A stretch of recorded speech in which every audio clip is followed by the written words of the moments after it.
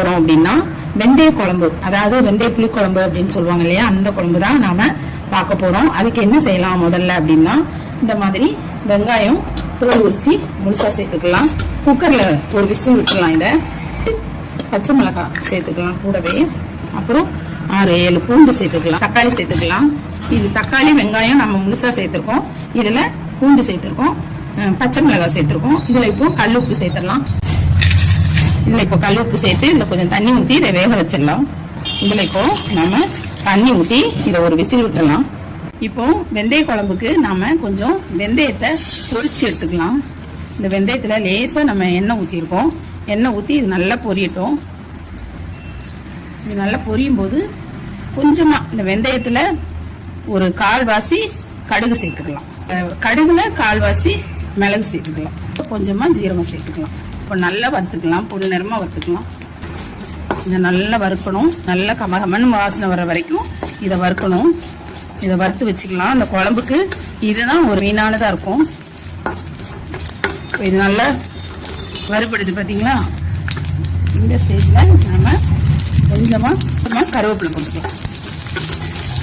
கருவேப்பிலை போட்டு இதை ஆஃப் பண்ணிடலாம். பொடி பண்ணி இதை எடுத்துட்டு வந்துடலாம். இப்போ நாம குக்கரில் வேக வச்சோம் இல்லையா, நல்லா வெந்திருக்கு. இதை ஆற வச்சு இந்த தக்காளியில் உள்ள தோலெல்லாம் எடுத்துட்டு நாம் அரைச்சிட்டு வந்துடலாம். கடாய் வச்சாச்சு, ஆயில் ஊற்றிட்டோம். இப்போ வெந்தய குழம்பு எப்படி செய்யறது அப்படிங்கிறத பார்த்துடலாம். ஆயில் கொஞ்சம் அதிகமாக சேர்த்துக்கோங்க, நல்லெண்ணெய் சேர்த்துக்கோங்க, நல்லா இருக்கும். இப்போ கடுகு பொரிய விட்டுடலாம். அடுத்ததா கருவேப்பிலை சேர்த்துக்கலாம். இப்போ நம்ம அரைச்சி வச்சோம் இல்லையா, அந்த விழுதை சேர்த்துடலாம். நம்ம அரைச்சி வச்ச விழுது, அதாவது வெங்காயம், தக்காளி, கொஞ்சமா பூண்டு, பச்சை மிளகாய் 2 போட்டிருக்கோம். உப்பு, கல் உப்பு போட்டு வேக வச்ச விழுது இது. இதை நம்ம இப்போ இதில் சேர்த்துருக்கோம். இதில் இப்போ இந்த குழம்புக்கு தேவையான மிளகாத்தூள், அதாவது குழம்பு மிளகாத்தூள் சேர்த்துடலாம். இதை இப்போ நம்ம நல்லா கிளறி விட்டுலாம். குழம்பு ரொம்ப நல்லா இருக்கும், செஞ்சு பாருங்க. இது இப்போ நல்லா வேகணும்.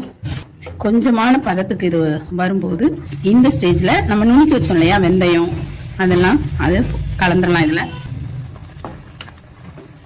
இது நல்லா கலந்து விட்டுறலாம். இது நல்லா கலந்து விட்டுட்டு இந்த குழம்புக்கு தேவையான புளி சேர்த்துடலாம். இது நல்லா கொதிக்கட்டும். இதை நீங்கள் சிம்லே வச்சு நல்லா கொதிக்க விட்டுடலாம். இப்போ நம்ம இது நல்லா கொதிக்கட்டும். இதை மூடி போட்டுடலாம். இது நீங்கள் சூடான சாதம் வச்சு இது போட்டு சாப்பிட்டீங்கன்னா ரொம்ப நல்லாயிருக்கும். இது நீங்கள் இந்த மாதிரி வேணும் அப்படின்னாலும் இது நல்லா கொதிச்ச உடனே எடுத்துக்கலாம். இல்லை ஒரு கெட்டி பதத்தில் வேணும் அப்படின்னாலும் நீங்கள் எண்ணெய் விட்டு கொதிக்க வச்சுக்கலாம். அதுவும் நல்லா டேஸ்டாக இருக்கும். இப்போ நம்ம இந்த பதத்தில் மூடி வச்சிடலாம். A few moments later. இந்த குழம்பு நல்லா கொதி வந்திருக்கு பாருங்க. இந்த ஸ்டேஜில் நம்ம கொஞ்சம் நாட்டு சர்க்கரை போட்டுக்கலாம். கொஞ்சமாக நாட்டு சர்க்கரை போட்டுட்டு கொஞ்சம் நம்ம நாட்டு சர்க்கரை போட்டோம். இப்போது இதை கிளறி இப்போ நல்லா கொதித்து நல்ல ஒரு பக்குவத்துக்கு வந்தாச்சு குழம்பு. இந்த ஸ்டேஜில் நாம் ஆஃப் பண்ணிடலாம். சூப்பரான வெந்தய குழம்பு ரெடி ஆயிடுச்சு. நம்ம அந்த அரைச்ச பவுடர் சேர்த்தோம் இல்லையா, அதோட ஸ்மெல்லு ரொம்ப நல்லாயிருக்கும் இந்த குழம்புல. இதே மாதிரி செஞ்சு பாருங்கள். இதே மெத்தடில் செய்யுங்க. ரொம்ப ஈஸியாகவும் இருக்கும், சீக்கிரம் செஞ்சிடலாம். நல்ல ஒரு ஹெல்த்தியான குழம்பு கிடைக்கும்.